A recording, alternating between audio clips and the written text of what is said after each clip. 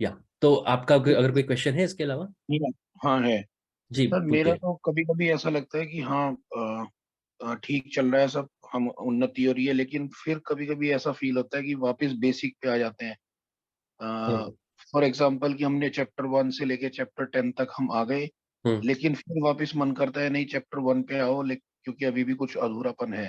हम्म। तो जैसे मैं आपसे एक क्वेश्चन पूछना चाहता हूँ कि बहुत बेसिक क्वेश्चन है कि सोल और चेतना में क्या फर्क है सर? आत्मा और चेतना, इनमें क्या फर्क है? कैसे हम्म। वो करेंगे? तो ये स्टार्टिंग पॉइंट पे मैं वापस आ जाता हूँ कभी कभी। देखो, सबसे पहली बात वही, आप स्टार्ट करोगे किसी चीज को, पर जो आपके हम्म पुराना प्रारब्ध जो आप लेके आए हो, हम्म क्योंकि प्रारब्ध क्या है? जो वृत्तियां निकलती हैं, जो प्रारब्ध हमारे कर्म है, वो वृत्तियां, कर्मों के समूह एज ए हम्म ग्रुप निकलती हैं, और वही हमारे माइंड को इन्फ्लुएंस करता है, हमारा प्रारब्ध। हम्म हम सोच रहे हैं A B C D, चार ऑप्शन है, हम्म हमने अपने free will say A select किया या बी सेलेक्ट किया। पर हम्म अगर आपकी चेतना, एक 99.99% की मैं बात कर रहा हूं, हम्म जिनकी चेतना उसी लेवल पे है पुराने जन्मों से, जैसे वो पैदा होते चले जा रहे हैं, मरते चले जा रहे हैं, तो वो जो भी सिलेक्ट कर रहे हैं वो सब उनका प्रारब्ध के हिसाब के इन्फ्लुएंस से उनका माइंड उनको समझा रहा है, उनके माइंड में वही आइडिया आएंगे। तो ओके, नहीं लेकिन मेरा। लेकिन एक मिनट, अगर आपका प्रारब्ध, अगर आपने मेडिटेशन या किसी के थ्रू कोई भी भक्ति मार्ग, कोई भी योग मार्ग अपनाए, अगर आपकी चेतना बड़ी है, आपने बढ़ाई है इस जीवन में पैदा होने के बाद, तो वो हम्म प्रारब्ध को आप ओवरकम भी कर सकते हैं अपने क्रियामान कर्मों से और फ्री विल से। यही स्वामी शिवानंदा ने क्या बोला था, सेल्फ एक्सर्शन, पुरुषार्थ। अगर आप में पुरुषार्थ और वो फ्री विल इतनी ज्यादा है, हम्म तो आपका जो प्रारब्ध है, जिसको आप शेर समझ के बैठे हैं, वो एक लोमड़ी या एक कैट या जैकॉल की तरह है। तब आप जान हम्म जाते हो कि असली में आपका प्रारब्ध शेर नहीं है, आप शेर हो, you are the tiger, you are the lion.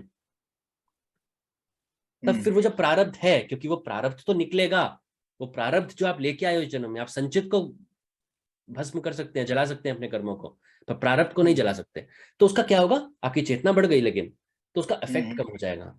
अगर आपका कहीं एक्सीडेंट होना था, तो अब आपको हल्की सी खरोंच आएगी, मतलब उस डिग्री पे, जिस डिग्री में जितना आपने प्रोग्रेस किया है, उतना उसका इफेक्ट कम हो जाएगा। तो आपने स्टार्ट किया जैसे आपने बोला, पर फिर से हम्म अंदर से एक वो विचार आता है कि भाई कुछ नहीं हो रहा है, या छोड़ दो, या आज नहीं करते कल करेंगे, वो सारी चीजें, वो सब आपके प्रारब्ध के इन्फ्लुएंस में, जो हम्म आपके तमोगुण हैं, वो तमोगुण ऊपर आ जाता है, तो उससे अवरोध पैदा होता है। इसीलिए प्राणायाम और इन सारी चीजों से, मौन से, व्रत से अपने तमोगुण को कम करना है, कि वो जब अवरोध पैदा हो, तो वो इतना ना हो कि आप उसको ओवरकम ना कर पाए। नहीं तो मेरा, मैं एक्चुअली ये जानना चाहता हूँ, जन्म कौन लेता है? आत्मा जन्म लेती है कि चेतना जन्म लेती है? और आपने मेरी मेडिटेशन सीरीज देखी है? देखिए सर। आत्मा को मैंने क्या बोला है, हम एक चेतन तत्व है, मैंने बोला था उसमें, और बहुत बार मैंने वो ये सेंटेंस यूज किया है। हम्म मतलब हम एक चेतन तत्व हैं। जैसे हमारा शरीर पंचभूत से बना हुआ है, ये पूरा हम्म ब्रह्मांड, ये जो पूरा अपरा हम्म प्रकृति है, चाहे कारण जगत, सूक्ष्म जगत और स्थूल जगत, हम्म ये पूरा पंचभूत से बना हुआ है। हम जो सबसे सटल हम्म कौन सा है पंचभूत में? आकाश। आकाश। तो आकाश भी, कारण जगत जो है उसका, वो आकाश प्रधान है उसका, कारण जगत का।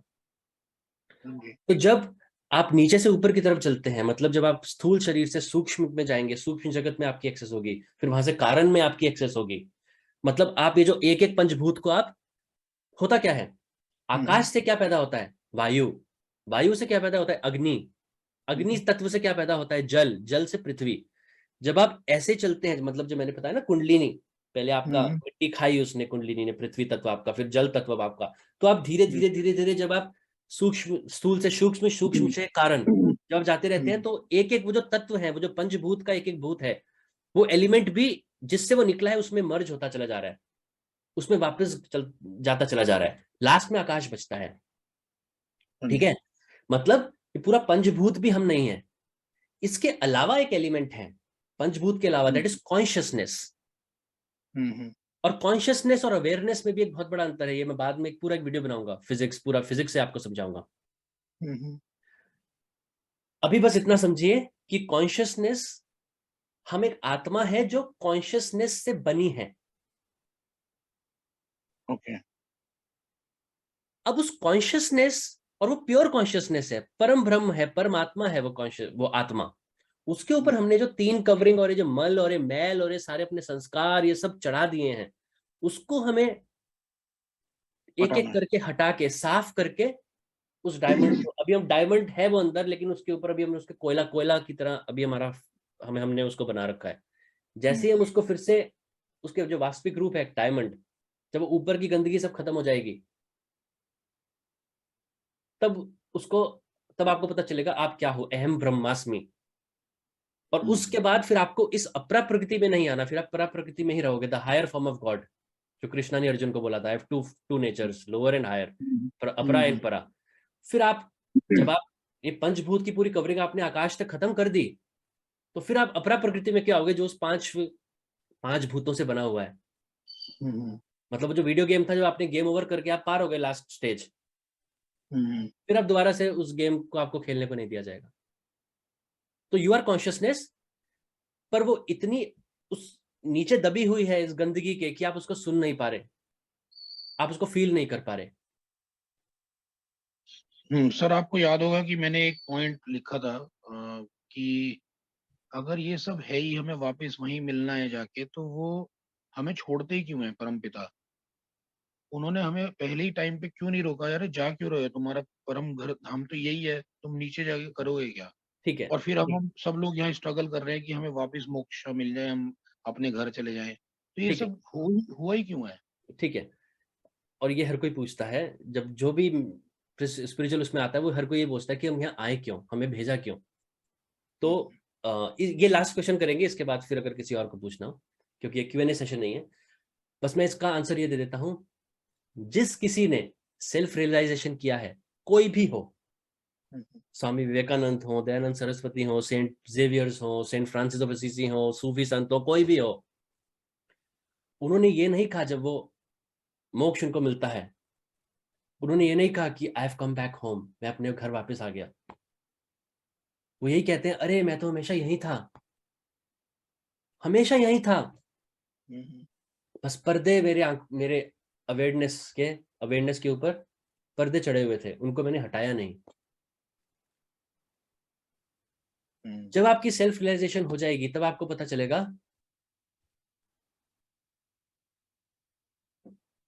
वो जो आत्मा है, जो चेतन तत्व है, उसकी विश के अगेंस्ट कुछ नहीं होता। आप उस परम भ्रम से अलग होके इस अपरा प्रकृति में इसको भोगने के लिए आए थे, अपनी विश के साथ आए थे। अज्ञानता हुई, चित्त का निर्माण हुआ, चित्त के बाद अहंकार, अहंकार के बाद वो सारी चीजें जो मैंने बताई थी, पंचभूत तक। अब आप उसमें इतने लिप्त हो गए कि आपको पता ही नहीं कि आप इस सब चीजों को फिर अज्ञानता में अपना मानने लग गए। मेरा घर, मेरा पैसा, ये सब मेरा, ये धरती, ये दुनिया सब मेरी, यही रियलिटी है। पर आप भोगने आए थे उसको, आप भोगने आए थे कि इसको मैं अपना नहीं मानूंगा, जस्ट इसको एक्सपीरियंस करूंगा और वापस चला जाऊंगा। इसीलिए जब आप पर प्रकृति से अपरा प्रकृति में आते हैं, आपकी कुंडलिनी नीचे मूलाधार चक्र में नहीं होती सुप्त अवस्था में जैसी अब है, वो सहस्त्रार में होती है। क्योंकि आप, कोई कर्म नहीं है आपका, अभी आपने कोई इस अज्ञानता नहीं हुई, आपका पतन नहीं हुआ, आपकी बहिर्मुखता नहीं हुई, आप अंतर्मुखी हैं अभी भी, जैसे आप परा से अपरा प्रकृति में आते हैं। उसके बाद आपकी अज्ञानता बढ़ती है, आपका चित्त का निर्माण होता है, फिर धीरे धीरे धीरे आपकी कुंडलिनी एक एक स्टेप नीचे गिर के मूलाधार में, जो मनुष्य शरीर में सबसे नीचे की चेतना है, उससे नीचे नहीं जा सकती, सबसे नीचे की चेतना है, वहां के वो सुप्त अवस्था में जन्मों जन्म बैठी रहती है। जन्मों जन्म आपका इंतजार करती रहती है, कब आप फिर से बहिर्मुखता अपनी तोड़ के, एक्सटर्नल वर्ल्ड से अपना कनेक्शन कट करके, अंदर घुस के, फिर से जैसे ही आपका पतन हुआ है उसी रास्ते से आप कब ऊपर उठेंगे, कब वो कुंडलिनी फिर से ऊपर उठ के, जो यहाँ पे होती है सहस्त्रार में शिव के साथ, शिव शक्ति, वो कब उन शिव और शक्ति का मिलन होगा, वो डिवाइन ऑर्गेजम होगा और आप वो सच्चित आनंद के आनंद में लीन हो जाएंगे। तो ये है, जब आप, अभी मैं कितना भी समझाऊं, पर जब आप वहां तक पहुंचेंगे आप बोलेंगे अरे मैं तो हमेशा यही था, और आपको सब याद आ जाएगा कि कैसे, मतलब केवल 1-2 जन्म, 10 जन्म, 20 जन्म ही नहीं, जब से आप ऊपर से नीचे आए हैं वो सब आपको याद आ जाएगा। उसके बाद फिर हर सेल्फ रियलाइजेशन जिसने पाया है, हर उस दिव्य आत्मा ने यही बोला है कि एक बार वहां तक चले गए फिर कोई क्वेश्चन नहीं रह जाता, कोई प्रश्न नहीं, कोई शंका नहीं, कुछ नहीं। लेकिन वहां तक पहुंचना पड़ेगा, मैं आपको कितना भी बताऊं पर वो आपको खुद एक्सपीरियंस करके ही देखना पड़ेगा। तो सर बस लास्ट क्वेश्चन है, बस एक लास्ट क्वेश्चन और उसके बाद बंद कर देते हैं। मतलब सर सूक्ष्म शरीर जो होता है, सूक्ष्म शरीर मरने के बाद, क्या जी। उसके पास राइट्स नहीं होते मेडिटेशन करने के? मतलब हमें क्या मनुष्य के साथ ही? मैंने आज भी ग्रुप में क्या क्या क्या मैसेज डाला था। हम्म, बड़े बड़े देवता लोग जो सेमी हम्म, डाइटीज हैं, आप नारायण भगवान मान लो उनको, इंद्र भगवान मान लो उनको, कोई भी मान लो, हम्म, वो ऊपर के किसी भी लोक में हो सकते हैं। हाँ जी। चाहे वो स्वर्ग लोक में हो, चाहे वो मेहर लोक में हो, चाहे वो कहीं भी हो, चाहे वो जन लोक में हो, तप लोक में हो, पर ये जो सारे के सारे 14 लोक हैं जिसके बारे में मैं आपको बाद में फिर से कभी एक वीडियो में बताऊंगा इलेबोरेटली, मैंने 1000 बार कहा है, ये सारे 14 लोग हैं तो अपरा प्रकृति के अंदर ही। हम्म, ब्रह्मा लोक, जहाँ के ब्रह्मा ब्रह्मा हम्म, ब्रह्मा विष्णु महेश वाले ब्रह्मा जहाँ के स्वामी हैं, वो सबसे ऊपर का लोक है इन 14 लोकों में। तो ये 14 लोग चाहे कोई भी हो, है तो सब अपरा प्रकृति के अंदर ही। अब हम्म, अपरा प्रकृति के अंदर ही है तो मतलब मोक्ष तो उस आत्मा का नहीं हुआ। मोक्ष तो तभी होगा जब अपरा प्रकृति के इस बॉन्डेज से, इस मैट्रिक्स से निकलेगा और परा प्रकृति में जाएगा, higher form of God, higher territory, dominion of God, क्योंकि वो खुद भी तब भगवान बन चुका होगा जो जो वास्तव में है, अहम हम्म, ब्रह्मास्मि। अब आप ऊपर के किसी भी लोक में हो, चाहे ऊपर ये स्वर्ग लोक या मेहर लोक, जो भी वहां पे बड़ी बड़ी आत्माएं हैं, वो भूलोक, इस भूलोक को, इस फिजिकल वर्ल्ड को वो तुच्छ समझते हैं, हमें वो तुच्छ समझते हैं। पर उनको ये भी पता है कि उनको भी इसी भूलोक में पैदा होके आना पड़ेगा, अपने कर्म को काटने के लिए, जलाने के लिए, एक्सपीरियंस करने के लिए, भोगने के लिए, जिससे उनका आगे का रास्ता तय हो पाए। ये फिजिकल बॉडी, इसीलिए कहते हैं फिजिकल बॉडी ही एक ऐसा मीन्स है, यही एक ऐसी गाड़ी है जो आपको हाईवे तक लेके जा सकती है। तो इस गाड़ी को खुद मत समझिए कि आप हो, आप इसके अंदर बैठी हुई आत्मा हो, पर एक गाड़ी बहुत इंपॉर्टेंट है। जब तक ये मीन्स ऑफ ट्रांसपोर्ट नहीं होगा तब तक आप उस कर्म को भुगत नहीं सकते, आप उसको भोग नहीं सकते। ऊपर के जो लोग हैं, आप उसमें,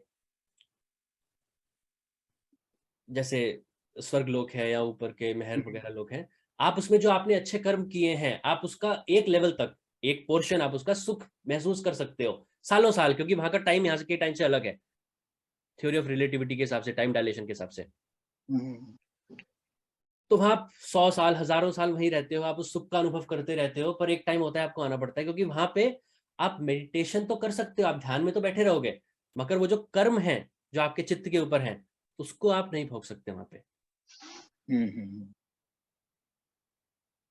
तो इसलिए कहते हैं इस फिजिकल बॉडी को वेस्ट नहीं करना, इसका एक हम्म, भी अपना पल जो है वो जाया नहीं करना गॉसिपिंग में और हम्म, इन सब चीजों में।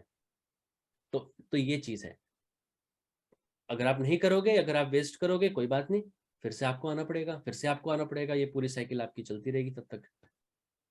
मगर कभी ना कभी आपको वो ट्राई करना ही पड़ेगा, अंतर्मुखी होना ही पड़ेगा वहां तक जाने के लिए। अगर आप नहीं करना चाहते तब भी आपको मोक्ष मिलेगा, एक दूसरी ऑप्शन भी है, पर वो तब मिलेगा जब महाप्रलय होती है, जब ग्रेट कॉस्मिक डिसोल्यूशन होता है।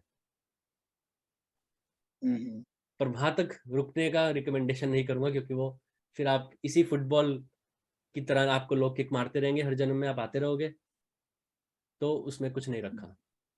हाँ जी, हाँ जी। और महाप्रलय में फिर वही होता है, जैसे मेला होता है, जैसे लोग रावण देखने जाते हैं, अब जो इंटेलिजेंट लोग हैं वो क्या है, वो रावण दहन होने से पहले ही बाहर की तरफ आके निकलने लग जाते हैं कि बस जब रावण दहन होगा सब निकलेंगे और स्टैम्पीड हो जाएगा। हम्म। तो बाद में भीड़ के साथ नहीं, पहले ही आपको अपना प्रयत्न करके वहां तक जाना है, उसी में भलाई है। और उसके लिए आपका पुरुषार्थ, आपका सेल्फ एक्सर्शन। समझा सर। ठीक है, ठीक है, थैंक यू। उत्तम जी प्लीज पूछिए।